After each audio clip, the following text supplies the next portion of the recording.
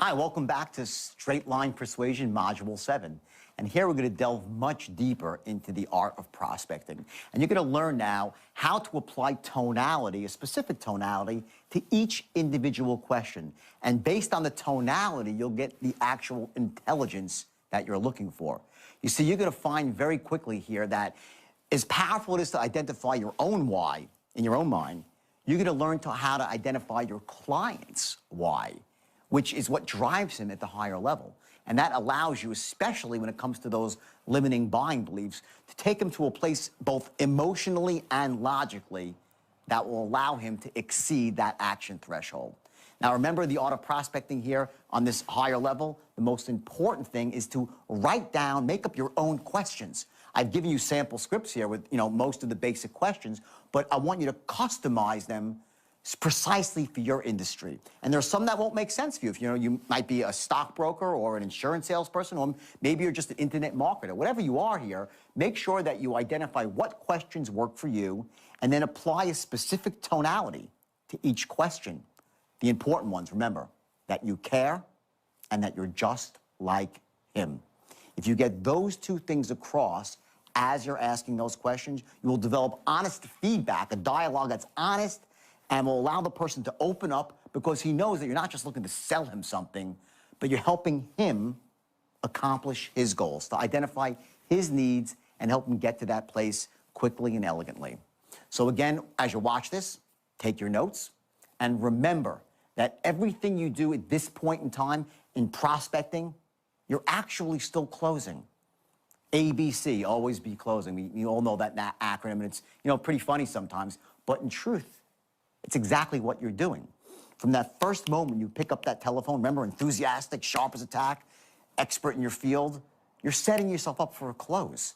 You're closing him at that moment to listen to you further. So now as you delve deeper into prospecting with specific questions that are targeted to gather intelligence and to identify needs, again, you're closing him on giving you that information. ABC, always be closing. And eventually, with these step-by-step strategies, as you go down the line, you'll actually be really closing the sale. But it starts here. So focus, watch closely, take your notes, and tomorrow you're going to use this stuff in your own life. See you soon.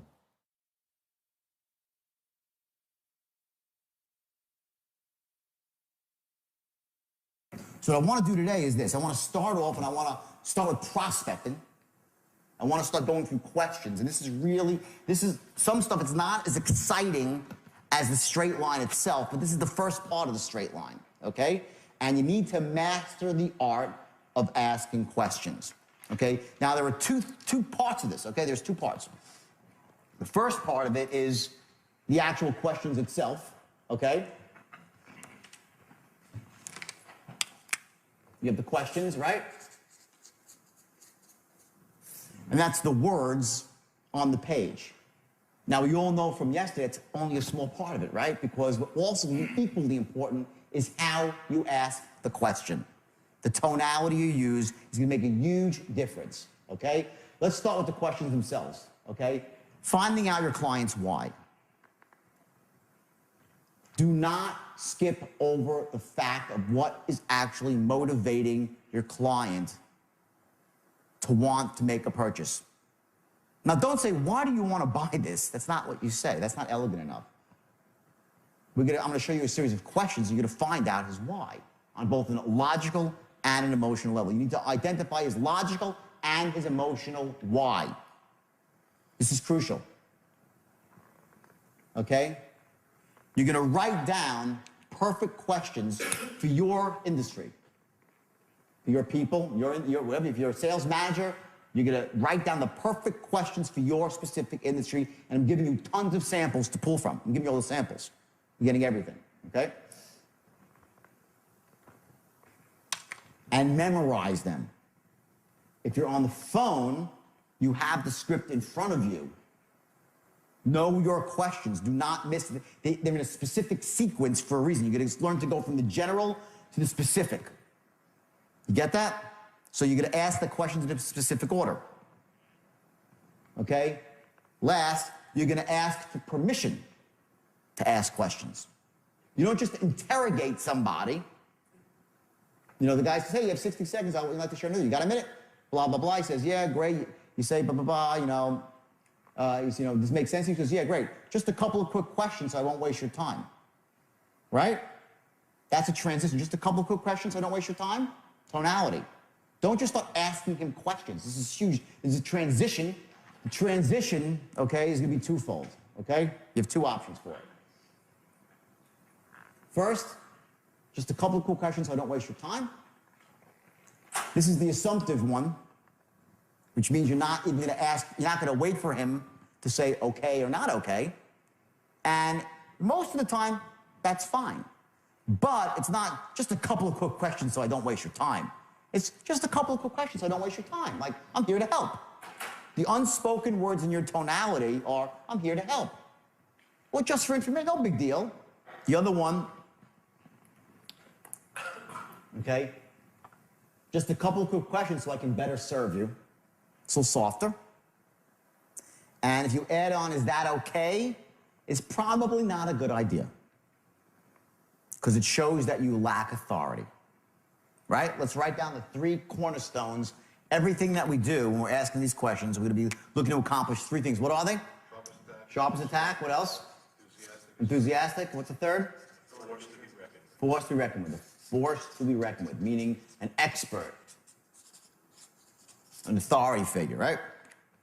So we're going to always be congruent with these 3 things, and implicit in our tonality also, whenever we can, is going to be, I care, I'm trustworthy,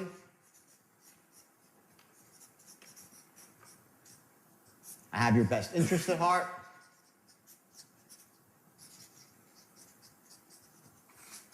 whenever you can put those things in there with tonality, you're going to, and we'll see as we go through the questions, okay?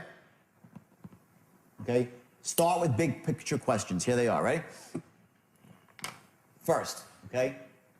Now, if you're dealing, this typically has to do when you're dealing with a product that they've used before. Okay?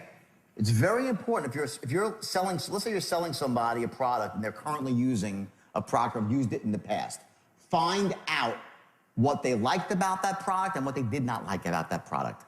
Because later on, in the second half of the straight line, you're going to be using their likes and dislikes to mold your presentation, to knock out negatives and bring up positives. Understand this, people will always pay more for something that's customized. You get it? They pay more for customization. People love products that are just for them. Very important question to find out what they liked or didn't like about something. Next question, okay? Okay, what would you change or improve with your current source?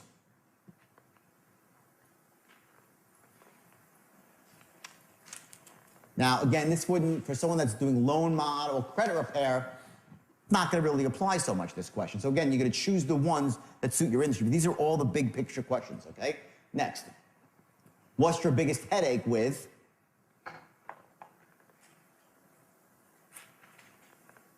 Here you're going to find out what his real, what his emotional, where his pain is, right? And you're going to use that later again.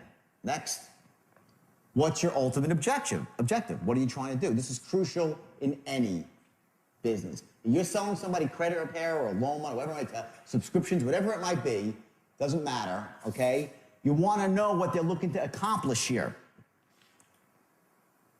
Those 3 things, sharp as attack, enthusiastic as hell, a force to be reckoned with, it all rolls up into one thing, that you are a person that can do what? Who can do what? Help them achieve their goals. Right? Well, how can you do it if you don't know what their goal is? You need to know exactly what their objective, what their outcome they're looking for is. Once you know their outcome, you can become this guy.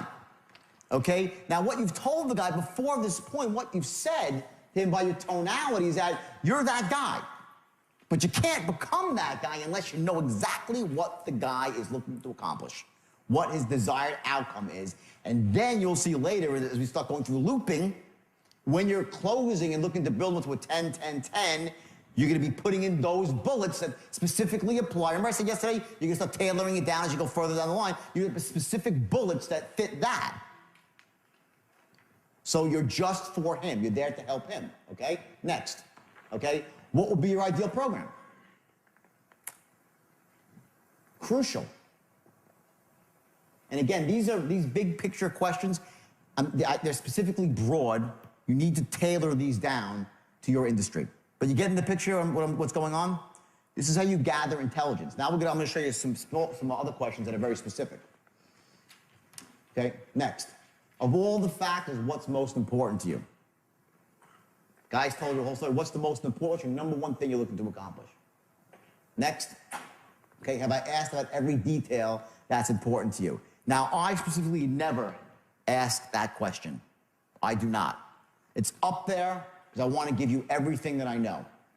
Okay, everything that's out there. Some people like that. There are some successful salespeople. I don't like that question. Okay? But it's there. Okay, if you're in a specific industry or a specific sale that might go on longer, it's a decent question. For a quicker sale, 1-2 punch, it's not a great question. Okay? Okay? Now here's the goal here. Keeping your powder dry.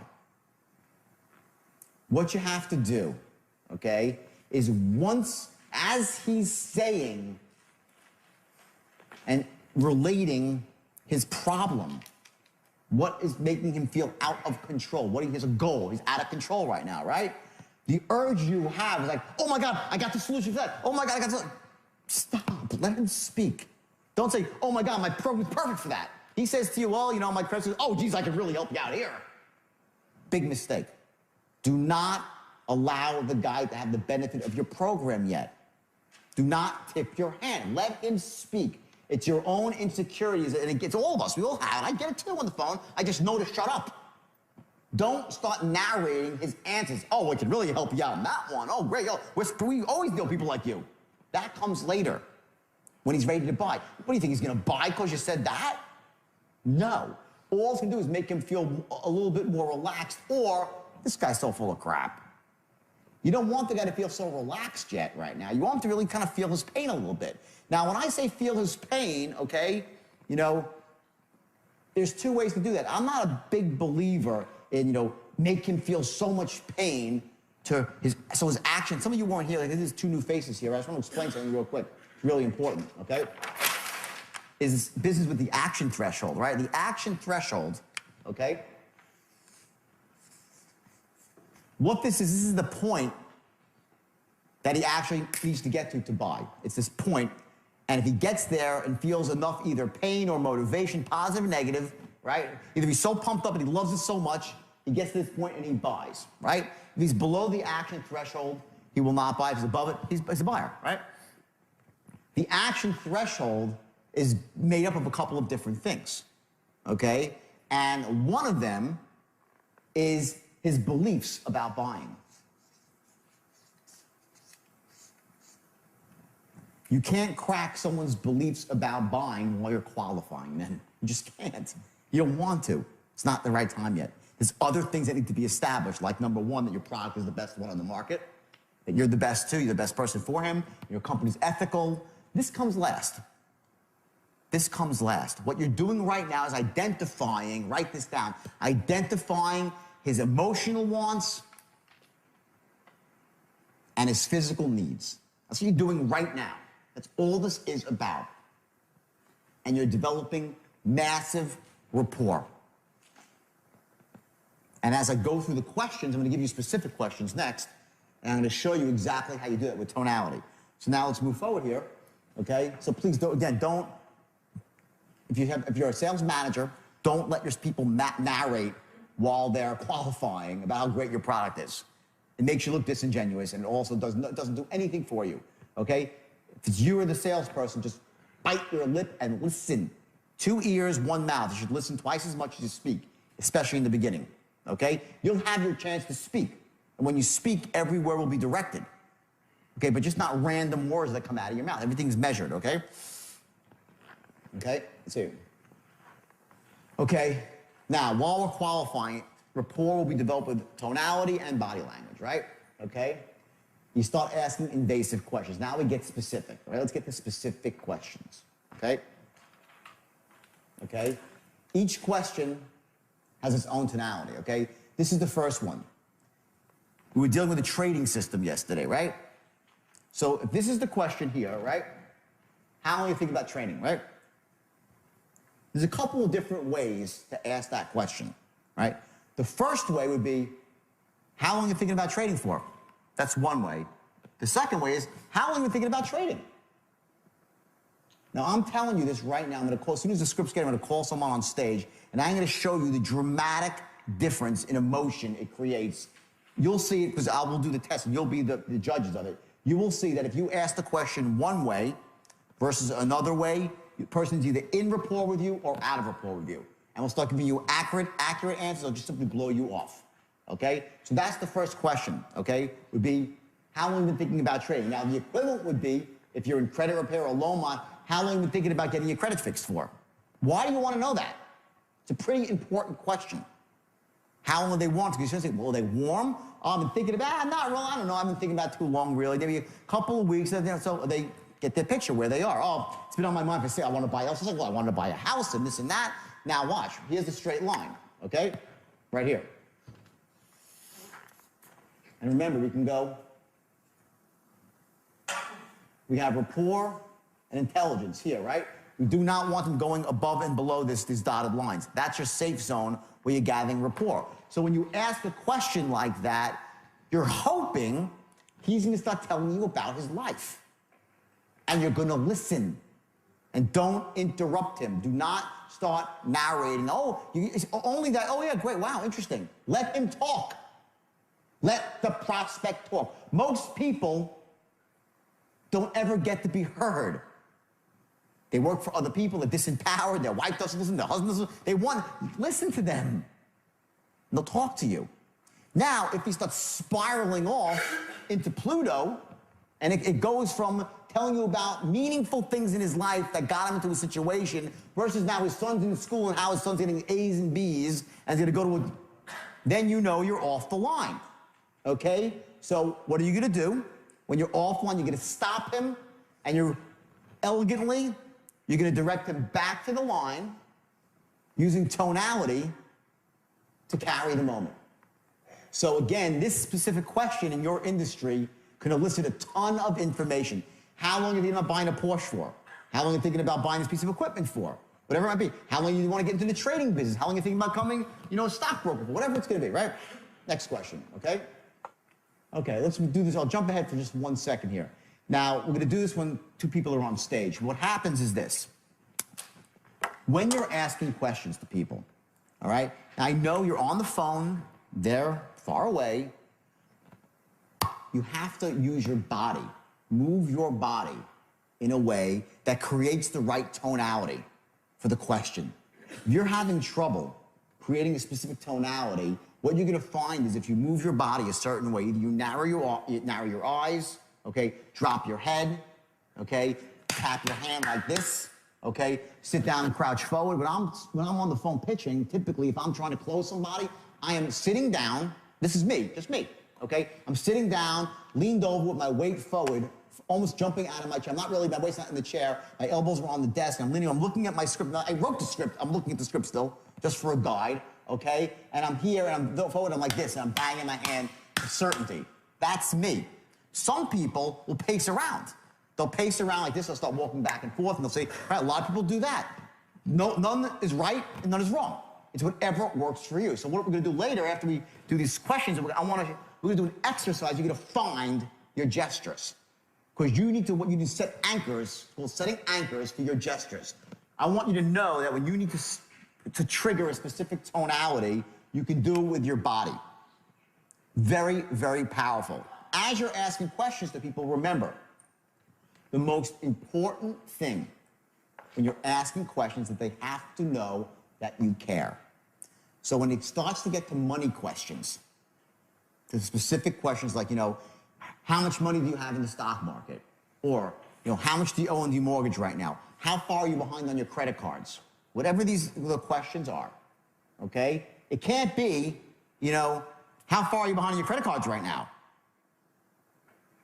What do you have in the market? Like the Grand Inquisitor, you get that? That tonality is death when you're qualifying people.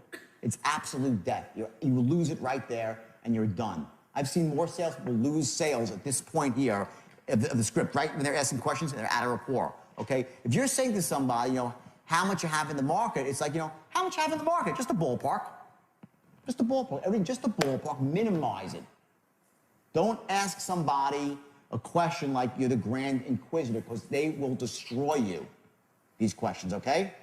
This is a crucial part of the sale, okay? So now, let's move forward for a second. So you ask these questions, okay? And you get to the point where you're done qualifying, and hopefully this guy qualifies. Two things. A, write this down. The product is right for him.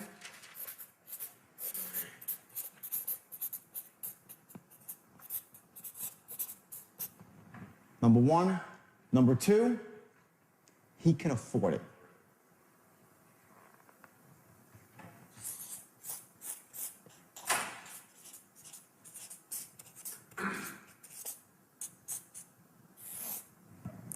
If the guy or girl cannot afford your product, do not pitch him. The biggest mistake of a salesperson is to pitch unqualified people. A, huge waste of time, and B, you get bad intelligence on how you're performing. You'll pitch 10 people without money, and you'll say, I can't sell. I'll tell you a story. I went to the United Kingdom on a speaking tour, right? And I'm a good closer. I close. When I go to I close people. I went to the United Kingdom, and I got into a couple of different rooms, and I couldn't close a door. I couldn't sell one person in the room. I found out after the fact that they were all unemployed. And no one had money. It was a promoter, was an idiot, okay? He put people in a room, it was free. I never do free speeches ever. I learned the lesson. But I sat there for that was a blip of like 4 days, and I'm scratching. I'm going through my pitch. What's wrong with my pitch? I don't get this. I'm looking, my offer not good enough? Am I not getting enough values? My close weak? They didn't have money. So I'm banging my head against the wall. Get it? Qualify your people. Make sure your people that work for you too, qualify people out in the beginning that do not have money. Do not try to take non-buyers and make them into buyers. Huge mistake, okay? Also, that the product is right for them, okay? Please, please, please, the ethics of it all. Do not go banging people over the head to sell them your product just for the sake of selling them your product. Using the straight line, and you could do that. When you get into these loops, and we'll do this in a couple hours, the loops, people are gonna buy from you whether they need it or not. Because you can convince them for a moment, but you'll burn in hell afterwards. So again, these two things you don't go forward. But once you get to the point where you're done qualifying, okay, here's your transition. Your transition is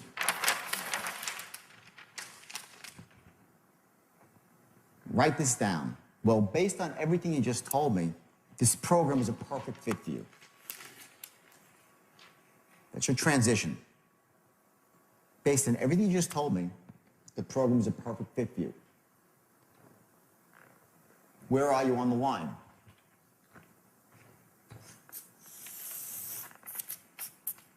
You're here, right? About right there. Now, here's the beauty of the system, the straight line. Watch. All this stuff happened, right? You're gonna make 100 calls, and you're gonna have 100 conversations that'll be different. But every single time, you're gonna end up at the same spot, which is right here, saying the same words. Well, based on everything you just told me, the program seems like a perfect fit for you. You always end up in the same spot. So this is an anchor for you. In other words, your anchor point is when you say the first word is, hi, is John there? That's anchor number one, okay? Anchor number two is right here. Well, based on everything you just said, seems like a perfect fit for you. And that's your transition into your presentation. Now, will you say that if it's not true? If it's not a perfect, when you say that, no, right? You're gonna eliminate the guy right there. You're not gonna pitch a guy and bang him over the head. So I don't want this to be like, it's generically unethical where, oh, based on everything, even though you're a grandma, 85 years old, it still makes perfect sense for you. That's not what I mean. What I mean is you're gonna get the people who it makes sense for, and that is your line. It's the same way every single time. You have all these questions that were asked with this precise tonality, okay? And you get to this point right here, bam, and you're perfectly on the line. Doesn't matter what happened up to this point. Other than that, you gathered your intelligence and you have your rapport, okay? Now you go into your main body of your presentation, okay, which is going to be short, no more than a page, and I have it written out for you. And I made the presentation in a way that you can put your own stuff in there. It's like modelable, okay? So what you're going to do here is you're going to go into your presentation, right? You're going to ask for your first order right about here, first time.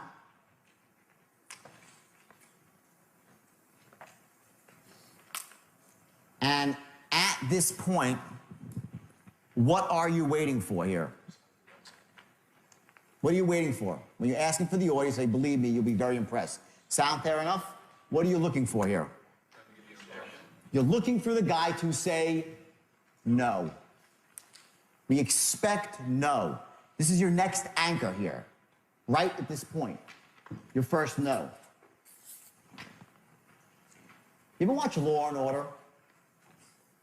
You know, like one of these TV Boston Legal, you know, they have this, and it's funny because they have this thing they do is like they'll be on trial, right?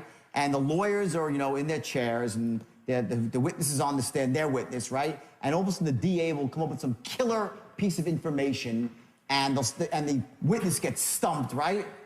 And the lawyers go, ah.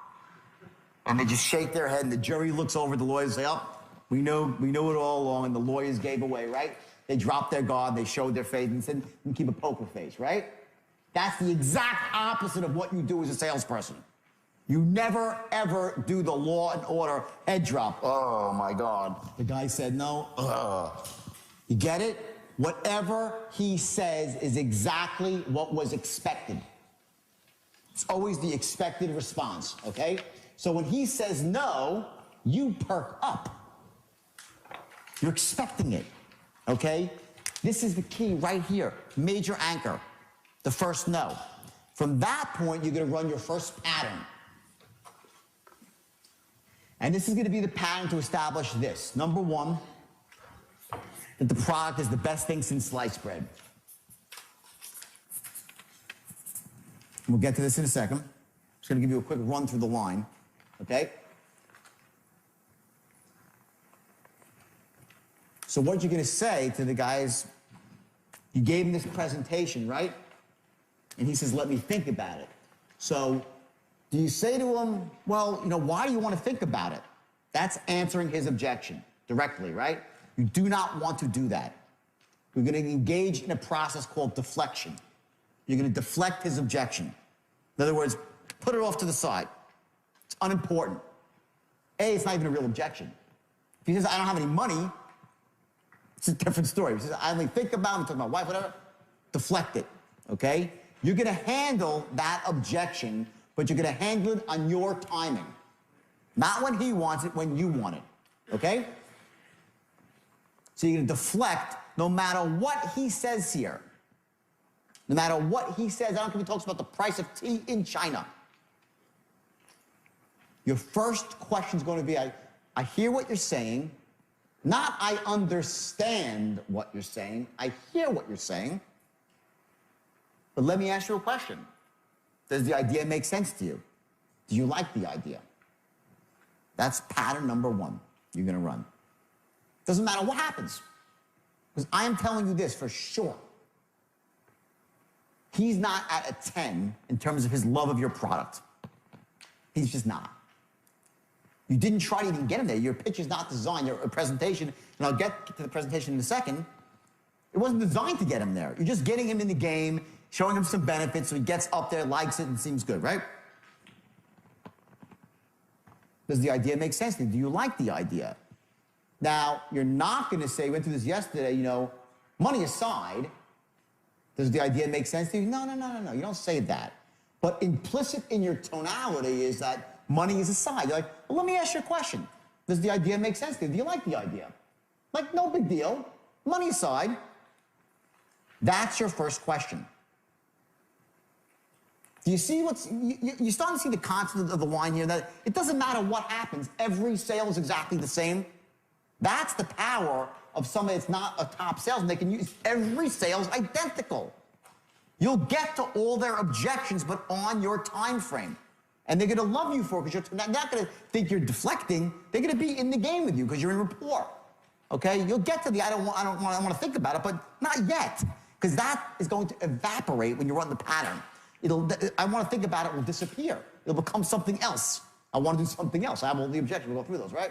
So you run the first pattern, okay, and you say, does the idea make sense to you? Do you like the idea? He goes, yeah, it sounds good. Is that good enough? Yes or no? Not in the least. Someone says, yeah, if you say something, does the idea make sense to you? Do you like the idea? 90% of the time, I say, yeah, it sounds good.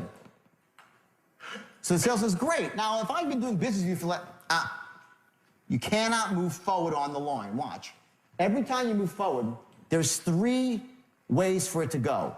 The guy could say an enthusiastic yes, which brings you forward on the line, right? An enthusiastic answer. Yeah, great, absolutely. Let me ask you a question. Do you like the idea? Oh my God, yeah, it's the greatest thing ever. I'll move forward. I'll say, exactly, it really is an amazing program. Move forward. But that happens like maybe 8 to 10% of the time, where someone will be that enthusiastic about your product on the first go-round. If that's the case, he's done a lot of research and he knows that it's far and few between, okay? Mostly, they'll say, yeah, it sounds good. I'll say, exactly. And let me say this, and this is the key words here. The true beauty of the program, this is your power words. The true beauty of the program, that's the beginning of almost every loop. And the reason it's called a loop is watch what happens. You already made a presentation, right? Now you're past that. You asked for the order. He says, let me think about it. What do? Do you go slam forward and try to close him? No. You're going to loop back around to resell him the idea. First, you loop backwards. Do not go forward. If you want to sound like a pushy salesman, let him object, answer his objection, and ask for the order again. Just answer. If you answer his objection directly, you seem pushy. And it's no, it doesn't. If he has an objection, you're just like, I know you want to think about it, but thinking about it's not really good. There's only, real estate is location, location, location. In this business, there's timing, timing, and timing. So do it right now. Come on, believe me, you won't be sorry. You're a freaking idiot. You're like you're awful as a salesperson. You're doing that. And not, said well, if you walk into a room of untrained salespeople, they'll be doing that, and so they'll say, wow, that guy's a good salesman. He's the worst, that guy. That's not how it works. What happens is you have to loop back first and now resell your product in a much more effective manner. Your secondary script is going to be the one that's much more powerful than your first script. Because remember, you're keeping your powder dry. It's just going to take a certain amount of time for you to wear down this person's beliefs about buying. It's going to take you a certain amount of time to pick the combination lock. You can't pick it all at once, okay? So you keep your powder dry. You now put in some much more powerful benefits. So your secondary pitch is more bullet-oriented. One very powerful fact. And when you get to that, you say, you see what I'm saying? Does the idea make sense? Say, oh, no, yeah, great, I like it, it's great. The second go-around, they'll go up on you. They'll say, yeah. If they were saying, yeah, it's pretty good, they'll say, no, it's great, yeah, I really like it. Now they're probably at an 8 or a 9, maybe at a 10 if you did a good job, depending on how hot they were. Now you can move forward and continue the loop. So that's your first loop, right? Then you would move forward and you would ask him another question. That's going to start cutting through his buying beliefs about you. And I'll stop here right now. We're going to pick this up after. So I want to do the questions now. Let's go through the questions that you're going to ask. And I want to show you the precise tonalities that you're going to ask these questions in, okay? And let's pretend right now that we're selling a trading seminar. First question is going to be, okay, now how long have you actually been thinking about becoming a trader? Okay? So start off here and say, okay, great. Just a couple of quick questions so I don't waste your time. Let's hear. Okay, great. Just a couple of quick questions so I don't waste your time. Okay. Go. Now, how long have you actually been thinking about becoming a trader? About 2 or 3 years. Excellent. And are you looking to trade part-time or full-time? Could trade maybe 3-4 hours a week or something. Okay, excellent. And where are we? Okay. And what kind of work are you doing now? And how's it going for you? Okay, that's a two-part question. First, you'd say, hey, what kind of work are you doing now? Let him speak a bit. Say, how's it going? Once you start speaking, to prompt him more. Start from the top, and what kind of work are you doing now? And what kind of work are you doing now? Okay, I'm just working in a factory and stuff like that. I work about 40 hours a week. And how's that going for you? It's, well, I'll tell you, it's pretty good, but like, I have weekends off, and then typically on the weekends, I try to get away with my family. I don't have that much free time. And for the most part, though, we usually go and, we go up to northern England on the weekends. And, but I think I wanted to become a trader because like I like hunting up there, and I think it would give me the freedom to do that. And, last weekend I was there, like I remember I had to come because, I'm short of money right now, and I had to go up there and just kind of like only hunt half the weekend with my kid. And my kid loves to hunt, so I figured being, a trader would be just a great thing for me because it would allow me to spend more time up there on the weekends. And, you do any hunting? Yeah, no, I don't actually do hunting, but that's really cool that you do. Hunting's a blast, I'm sure. So are you looking at trading as a way to simply... Okay, stop. I did it on purpose. I rambled off the line, right? Let me explain a couple of things here, okay? Number one, okay, there's a couple of very important words. Now, don't take this the wrong... remember, ethics, right? We have to have our ethics. But I want you to remember, drill these words into your brain. I am just like who? You. I am just like you. You just told the guy, you might as well tell the guy you hate hunters, right? Yeah, I mean, like, I got my just gut. I know it's up on stage, but I'm glad you're doing well, right? I'm glad that it came out, though. But to me, the guy says, oh, I was up hunting. I said, do you hunt? You're like, no, I don't, sorry. Anyway, you completely broke rapport. You completely broke rapport. You were trying to do the right thing to get me back to the line, but that was not elegant. What that was, I'm a salesman, I don't care about your life. You get it? Yep. Okay? And that's a huge error right there. You're out of rapport. You probably reduced your chances of a close by 50%. With that one mistake, 50% you've reduced your chances to close. Because the guy doesn't want to, listen, we join clubs. We join political parties. We go to churches and temples, whatever it might be, to be with people that are like us. We don't associate based on our differences. We associate based on commonalities. Hey, oh, he's my best friend. He's nothing like me. That's bullshit. Don't think, oh, I'm look for a woman who's going to be your opposite. No, that's a load of crap. You want, so you what? So you can be an opposite? You want to be with someone who's like you. So I met this guy. He's rude. He's obnoxious. He's nothing like me. I want to be his best friend. No, we associate based on commonalities. We join religious organizations, go to country clubs, political clubs like, the Rotary Club. It's based on what we have in common. We want to be around people who we have things in common with. That's it. When someone says to you they're a hunter, I don't want you to stretch the truth, but let's say, have you ever been hunting? I'm sure you have, right? No. Never in your whole life. Okay, great. He's one. Fair enough. Okay? Fabulous. Great. Here's the response. My God, I've never been hunting. I would love to go hunting one day. I'm sure it's unbelievable. Get it? It's all you had to say. Oh my God, that sounds amazing. It must be beautiful up there. Yeah, okay, great. Now, see, it's elegance. When I say interrupt him, you cannot bat him and go back to the line. That's a disaster. That's why it's so powerful to go through a script like this, And this is such a, again, okay, watch, very simple. If this is the straight line, okay, and this is your acceptable levels where you let the guy ramble on, right? And he starts to go up here, and I went off to the countryside. You let me speak, I spiraled, right? It can't just be, nah, I'm not interested in hunting, I go down to the line. You're done, okay? What it's gonna be is sort of the zone here. You're like, oh, wow, my God, I'm just like you. Or even better now, I wish I could be just like you. Wow, lucky you to have that. Man, amazing. Woo, great. Now, you can't say it. Ooh, great. Ooh, boy, you're an idiot. But your tonality says it.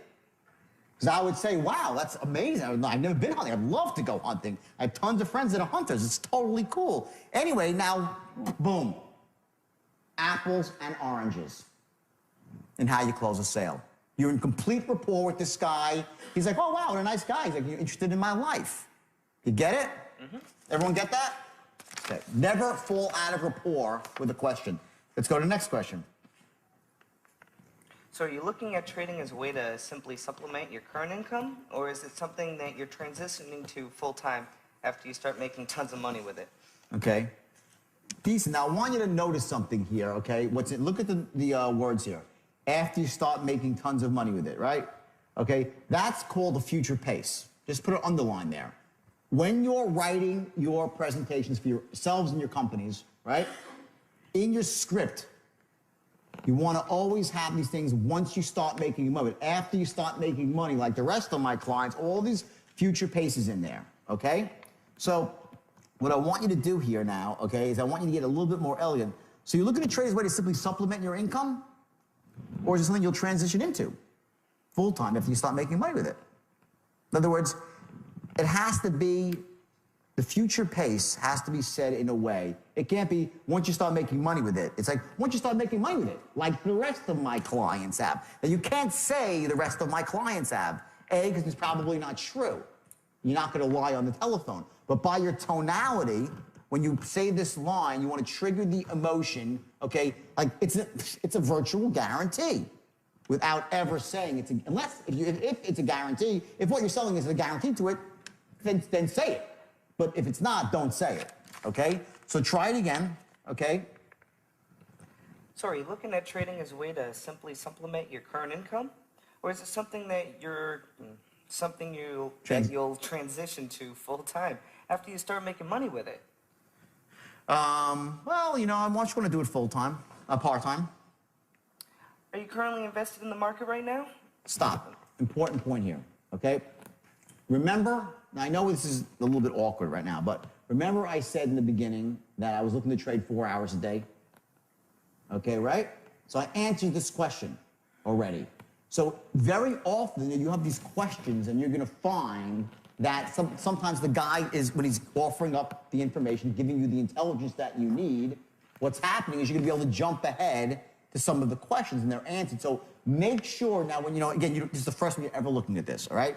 But know your questions well enough that you can tailor them so you're not sounding like a fool.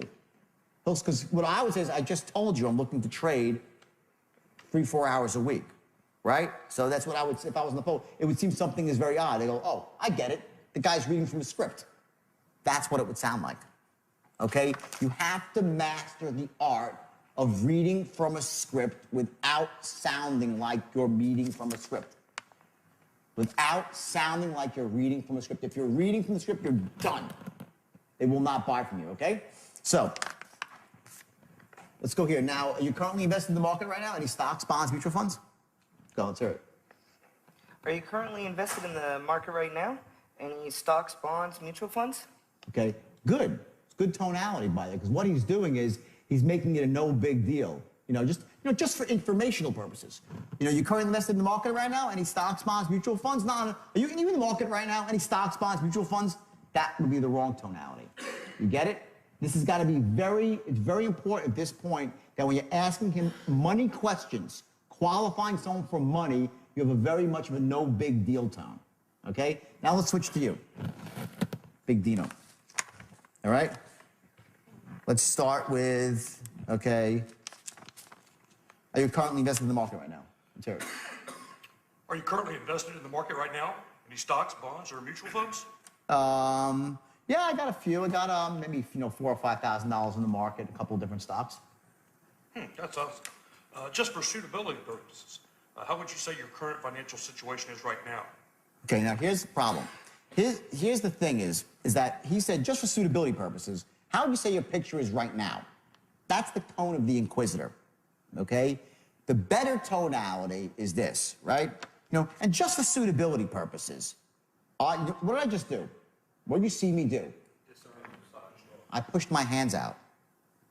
I do it automatically as an anchor for myself, okay? When you ask, this is the most invasive question you can ask somebody, how much money you got? You get this one? You ask this one the wrong way, you're out of rapport. You are out of rapport. Then you got to get back into rapport. When you ask a question like this, it's, just for suitability, I hate to have to ask you this. It's just for suitability purposes. No big deal. You know, how would you say your current financial situation is right now? I hate to ask you. Now, you're not gonna say I hate to ask you, just like, just for suitability purposes, because I'm a nice guy and I would never do anything that's unsuitable for you. That's the psychology that's going on right here. You must ask this question with the hands out, just for suitability purposes. Now, that's for me. Hey, it could be a different gesture for you, okay? So try it again now. Just for suitability purposes. Now, just for suitability purposes, how would you say your current financial situation is right now? Okay, keep going. Are you in good shape now, or are you struggling a bit? Okay. Try to be a little bit more empathetic here. Watch the tone. Ready? Say what sounds better, everybody. Right? Watch. Okay, ready? Okay. Just for suitability purposes, you know, how would you say your current financial picture is right now? Are you in good shape or are you struggling a bit? Now, stop. Before you even go, when I said struggling a bit, what happened to what did you hear in my tone? A little empathy, right? I said you're struggling a bit.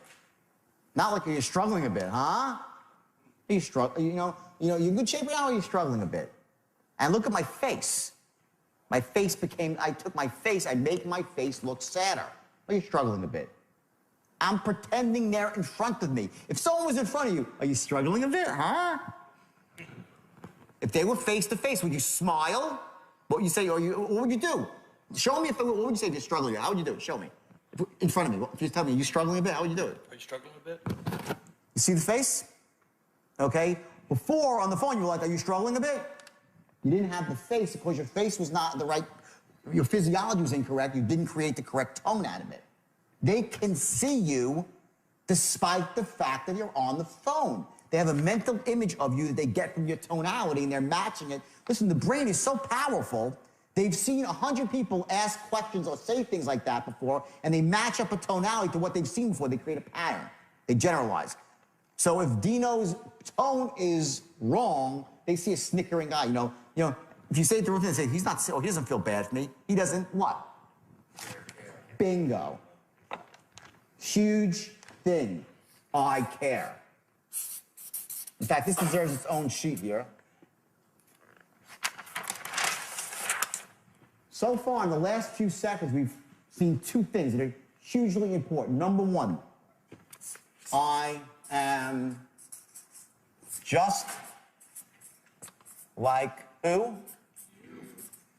You. And I care. You say I can't write English? It's the craziest thing. I care. I can't, I'll say it again. I cannot overestimate the importance of establishing these two things while you're qualifying. They're going to make your job infinitely easier when you try to close this person in 3 more minutes. The effort you put into this part of your presentation, this precise tonality, so they get to understand you are not just sharp as a tack, enthusiastic as hell, and a force to be reckoned with. They want that guy or girl to be their guide, their mentor. They want that. But what they also want is to have somebody who's just like them and somebody who gives a shit. It's not just there to sell them something. Get it? I'm going to spend like an hour on this. This is just, you don't get this. This is it. I'm giving you the formula right now, right here. The looping is easy. It's mechanics. I'm going to show you the looping, 2 hours, you'll get 3 patterns, no big deal. This is the elegance. This is what creates a great salesperson. This creates someone that gets tons of referrals.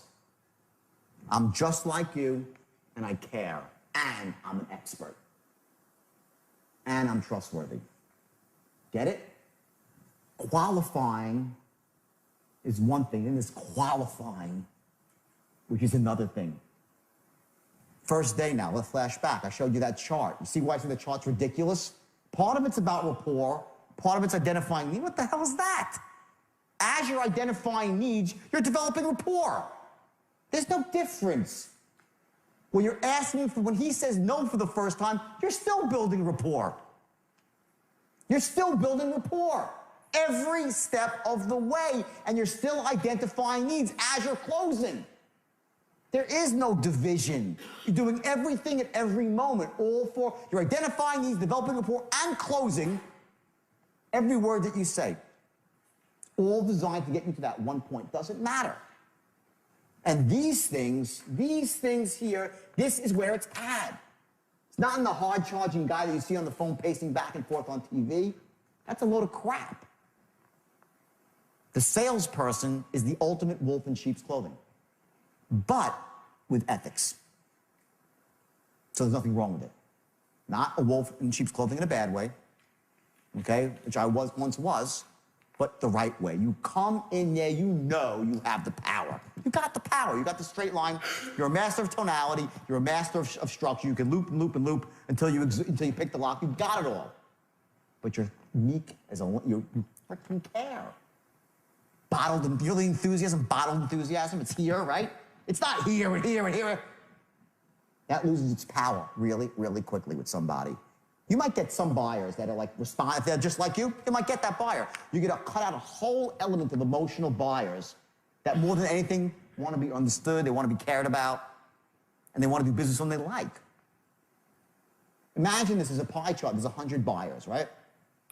And you're a great closer, but you lack the ability to create a certain emotion in a certain group of people. You lack one skill. So all that means is you're gonna close a few less people, your percentage goes down. That's the way it is. There's a reason why some people close at the highest level. It's because they don't lack the skill sets. It's skill. It's skill. It's not accident. And the greatest skill of all is what? Hard work. Number of calls you make. But when it gets past that point, it's all about these nuances, the fine ones. And these two, I'm sticking on a problem. These two, when you're qualifying, and even when he's objecting, everything will always say, even when you're at odds with the guy, right? When I said, as I said yesterday, we'll go through this again later, I said, tell me you don't like my product, and I will respectfully argue with you why you're wrong. I'll educate you why you're wrong, right? While I'm educating you, I'm also going to be telling you these two things. They're not mutually exclusive. You never buck heads with somebody on the phone or in person trying to tell them they're wrong and you're right. It's not about that. You educate. Why? Because you care. And you know your product is the best and you know it's in their best interest. And that's when this tonality, we'll go through a different tonality later, where you're as smooth as silk and say, sir, please don't misconstrue my enthusiasm for pressure. It's a great line. It's the last thing I want to do. But let me say this. The true beauty of the program, and you're back in. You have all these loops, the true beauty of the program. You'll loop back in all the time, okay? And you're going to tailor it so you're just like him, okay? So now let's go back here. Everyone get that? That whole concept? Okay, so let's go now. And just for suitability purposes. And just for suitability purposes, how would you say your current financial situation is right now? Are you in good shape or possibly struggling a little bit? Much better. Excellent. Give me a round of applause. That was great. Well, things have been better. It's been a tough couple of years. I'm doing okay. Paying the bills. Jordan, stop. Okay. Now, every time, listen to me, when he says something you have to respond back to me. Okay? You have to mirror me. Okay? So I said to you, I'm paying the bills. Okay? Here is a time when matching and mirroring is crucial. Okay? You talk about pacing and leading, right? Matching and mirroring. Okay? I say to you, okay, how about this? 3 responses to this question. Let's go through the 3 responses. And this is going to go for all questions. So let's go through 3 responses. The question is, okay, are you struggling right now or do you have money, right? There's 3 things he could say. I'm doing great. Things are great. Things are so-so, okay, right? So-so. Or things suck. So, based on the response he gives us, what do we give him back? Well, we got to mirror him back. If he says things really suck, okay, great, perfect, a victim now. You're not going to come back. And as silly as that sounds, by the way, salespeople do it all the time. Because they're locked in, okay, great, they go, okay, great, they go, robot, okay, great, okay, great. There's all these okay greats that are here in the script, but they're reflection points for you to reflect back to the customer some emotion that matches his, or if you're pacing and looking to elevate him a bit, you use that to elevate his state. Everyone follow that concept? And you elevate their state by your tonality, right? So these transition words you're mirroring back to the guy, they're there for a reason. So he says it sucks. Oh man, my finances are suck. Okay, great then, perfect now. Great guy for credit repair, okay? If he says so-so, I'm doing okay. Okay, great, I'm glad you're not broke. No, you're not gonna say it either, right? You're gonna come back with sort of a so-so, okay, but a little bit above. Like, things could always be worse. So what are you trying to say? What are you trying to say there? Just like you. I care. In other words, if someone says to you if someone says to you things are not really good right now, okay? Now, there's this sort of like the really fine line. What you don't want to do is say, listen, don't worry, I have the solution for you, everything's gonna be great. You don't wanna do that. You wanna keep him in this state, not to hurt him, but he needs to feel a little bit of pain right now to really open up to the benefits of what you have. You're doing him a disservice if you remove all the pain right away. And don't take that as the wrong way. You don't wanna put people in pain. The problem is if you take him out of pain too quickly, he won't close. And they'll still be in pain an hour later and you've done the guy a disservice. So he has to feel some pain for you to do the right thing by him. It's tough love, okay? So you're not gonna solve his problem while you're qualifying him. Get it? Fight the urge, okay? So the guy says to me, man, it's not good, you know, I'm behind on my bills, about to get foreclosed on. Okay, great, I'm in loan mods. No, you don't have to say that, right? You'll say, oh man, that's just awful, awful. Well, you know, that kind of sounds a little bit disingenuous. So what you want to do is say, I totally understand. That's exactly why I called you. Tonality, I totally understand.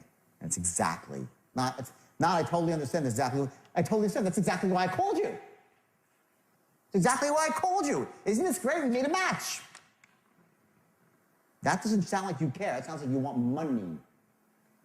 I totally understand. That's exactly why I called you. How does that sound? I care. If the guy says things are going, well, you know, things are going so-so right now, okay? Okay, good. Doing better than a lot of people. Move on. One possibility. Okay, good. Okay, good. Good to know. Good, good, great. Little upbeat, not too much, a little bit above him, not too much. Say to the guy, how are things financially? Oh, doing great, awesome, perfect, great. Next, you match the guy, boom, on. You alter your response to match his response. Qualifying does not occur in a vacuum. There's this zone here, right? It's like this little zone of tonality and rhythm and tempo, right? And the kill zone is like right here. That's your appropriate response, right? You're like, how do I remember all this? When you're unconsciously competent at something, you do this automatically. What you need to, we spoke about, you weren't here, so we spoke about the different levels of learning, right? When you leave this room this afternoon, you're gonna be consciously competent at using the straight line, which means you'll understand it. If you're focused on it, have it written down, you'll be able to do it, but you can't listen to anything else. I could do this while I'm tying my shoes, drinking coffee, right? I'm doing my whole life, right? You get there 2 or 3 weeks, just simply by repetition and learning, repetition and learning, repetition and learning. You just nail the grooves deeper and deeper into your brain by doing it. There's no way, you can't study it to perfect it. You gotta do it. Once you do it, you're gonna fall into this little kill zone right now, and automatically, when he says a question, you're gonna mirror back the right tonality. I'm giving you the info. I'm giving you the info right now for your conscious mind. All right? It's up to you to keep doing it until it becomes part of your unconscious mind. Then you'll do it automatically. Those are your 3 responses for every question. So now let's keep going. Next question. How much money are you thinking about starting trading with? Okay. Let's try that one. Jordan, how much money are you thinking about starting trading with? Just a ballpark figure. Okay, good. I want you to remember every time the word you're asking someone about money, always, always, always go into your disarming tone. Always disarm, okay? So just try to kick it up a notch. Sometimes, it seems like I'm exaggerating this stuff, and it seems silly and foolish, right? Exaggerate it a bit.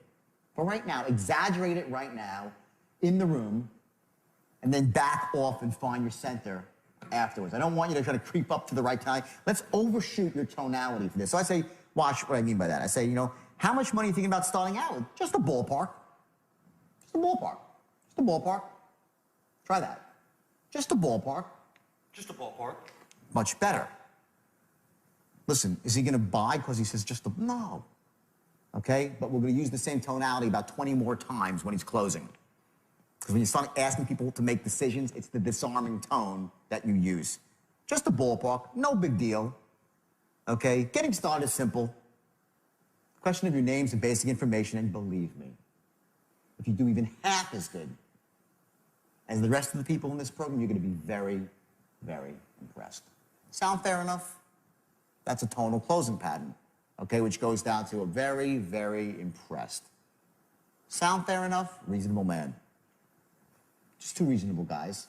All these tonalities are going to flow through to the script, okay? Let's go to the next one here. Okay, and this is the utter one, the most invasive question of all, is how much are you liquid for right now? And are you looking for that right now? Okay, great. Here, this is specific. Okay, now this is specific to the trading industry. So it might apply to your industry, it might not. But what this is really saying is not can you get your hands on the money, but you know, people say, yeah, I got $20,000 and then they're gonna go borrow from their grandma, okay? I don't know if that applies to your industry, but if it does, see, and here's the point, what I want you to learn from this, is when you go back to your job and you're selling or you're managing other people, think through, you go find out what your outcome is before you start writing your qualifying questions. In other words, you got to understand what exactly you're looking to accomplish when you're qualifying, besides all the rapport stuff. I'm talking what you need, the info you need to know, right? In this particular industry, what they were finding is that people would say, oh yeah, I got money, and they'd say, okay, I got to go now find them. I got to borrow the money from my mom all the time. Like, I got to go raise it, I got to find it. That's what was going on. So you added a qualifying question on to the end. Let's just say you're in a specific situation, okay, when it's one of those things where 90% of the time, okay, they have to make the decision with their wife. I would qualify that out in the beginning if it was that sort of decision. Do you need to have someone, do you make this decision alone, or is there somebody else you need to make the decision with? If that's, you don't live in a vacuum. Find out what your core objections are and start qualifying out for them to save your salesman time, to save yourself time. Balance that, though, with not over-qualifying, so you're only looking for the perfect cherry pick. There's a zone in there that you have to be comfortable in. But if there's something that's really killing you every single sale, it always comes down to the same thing, okay, you try to qualify out for it. That's why we added in another question. You know, are you currently liquid for the money? You got to raise it, okay? So let me hear that one, the time for that. Are you liquid for it right now, or do you have to raise the money? Okay. Well, do you have to raise the money? Yeah. I'm on to your game. That's not quite the right tonality. But a good shot, though. So what is the right tonality? You know? Let's go through the right tonality. Would be more like, you look for that right now, or do you have to raise the money? No big deal. You have to raise it. Just want to know. I'm interested. No, tell me. You have to raise it. You know, because I can help you. Like, that's the tone. Like, you know, you have to raise it. Like, some of my clients do. Just be honest with me. Let's get on the same page, pal, you know? Casualness. We buy, all things being equal, we would buy from friends and family, right? So be perceived as a friend. Who cares? Try it again. Are you currently liquid for that right now, or do you have to raise the money? 1,000 times better. Apples and oranges. Give them a round of applause. It was great. Okay? And I say, oh, no, I have the money right now. Okay, and here's the transition. Well, great. Let me say this. Based on everything you've just told me, the Forex program is definitely a perfect fit for you. Now, real quick, boom, in the body of your script. Get that? It's a very simple transition. Based on everything you just told me, it seems like a perfect fit for you. Not, well, based on everything you just told me, it seems like a perfect fit for you. Okay? That's not right. Let's hear that. Based on everything you just told me, it seems like a perfect fit for you. Let's hear it. Based on everything you just told me, it sounds like the perfect fit for you. Okay. Okay, now, here's the thing. That was a little bit too sing-songy, okay? Here's a point where you need to have a declarative, okay? When we talked about a question, when you ask a question, right? He said it, I'm like, oh, really? That's my dialogue off of what you just said. He goes, it seems like a perfect fit for you. I'm like, oh, really? What makes you so fucking smart? People, you don't think people are, oh, what makes you so smart? You don't think people are, people narrate every word you say, people are narrating against you in their mind, okay? Your tonality was weak. It was not the tonality of the expert, okay? Here's the tonality of it. Well, let me say this. Based on everything you just told me, this is a perfect fit for you. Different, right? Who would you trust? This seems like a perfect fit for you. Not a perfect fit for you?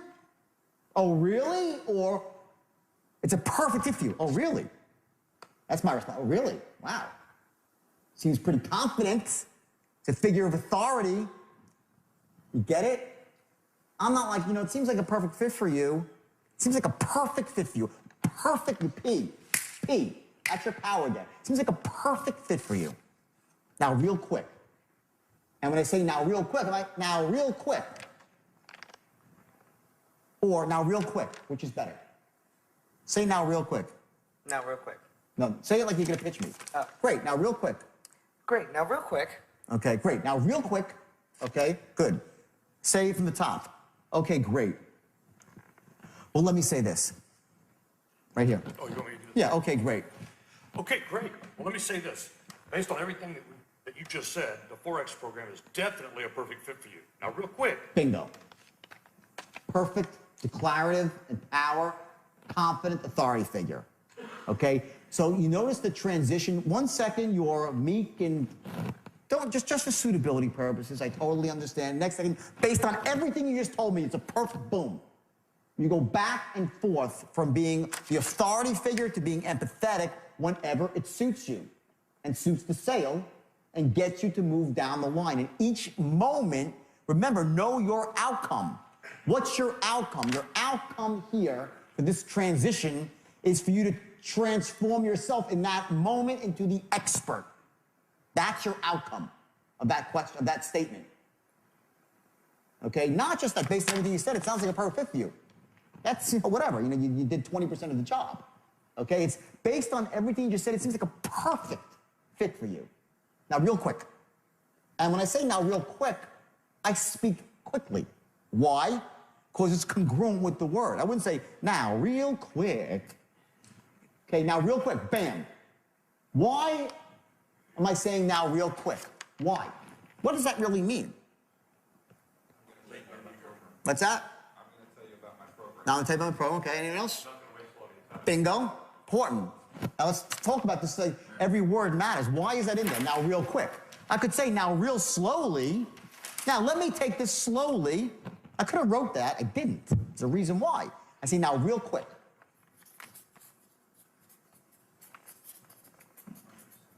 Okay, number one, he brought it up. Time is money, right? Whose time? His and damn straight. I'm a top producer. Remember talking about the native, the savage car saleswoman from BMW? This woman, when I walk in there, her time is money. She's going to sell me a car, make me feel great for 4 minutes, and I'm out the door with a car. If she said, oh, sit down, honey, have a coffee with me. I'm like, well, Nate not selling too many cars these days now, is she? She's probably real desperate to sell me one. Okay, now you don't say all that, but it's a building block. That like little bit, now real quick, okay, and what it's also saying is that it's not going to take me very long to show you the benefits here. This is a very simple process. Now real quick, let me tell you how great the program is.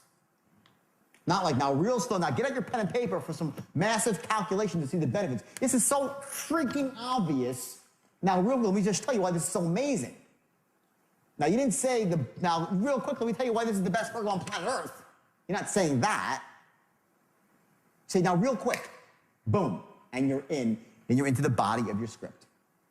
Okay? If you've done this right now, so here's, now look at the transition. Remember I said, in the first 4 seconds, you establish what? Sharp as attack, enthusiastic as hell, and a 4-3 recommend. That's the first 4 seconds. Then I said, there's other points now that come after. What were they? Likability, that you care, you're just like them, right? Trustworthy, and we're not even into the presentation yet. That's qualifying. That's the straight line. Before you even say the first word about your script, you're already in, you got half the job done. And from this point forward, it only gets better. In other words, if you think that was like, oh my God, forget that. The tonality goes 1,000-fold more important now. Now in the script, and not so much by the way in the script, that's somewhat in the script, but when you start to go into the actual, when he says no, the sale starts, right? That's when the sale starts. When he says no, at that point, your tonality is everything. What you've done is laid the foundation, and you've done what more than anything? You have not what? Blown it. You haven't blown it. Okay? You've laid the foundation for a great presentation. You're in rapport with the person. You know all the intelligence about them. So on the back end of the sale now, when you get to this point in the straight line here, and you're looping and picking the lock, all that stuff that came out in the beginning, your own business, you go back to your business, you have all the questions I'm going to give you, the big picture questions, more specific questions. You have all the intelligence you need to create the logical case, the emotional case, you know what his wants are, so you can pick the lock, 3 turns to the right, 2 turns left, and you keep looping and looping until the safe opens and he buys. That's what's just happened here.